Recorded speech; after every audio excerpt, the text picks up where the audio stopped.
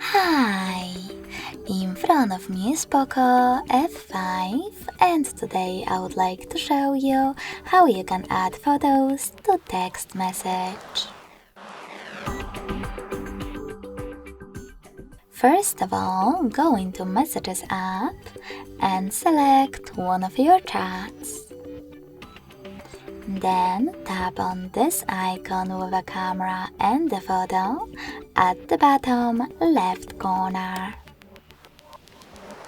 Now you can click on your photos right away or tap on Folders.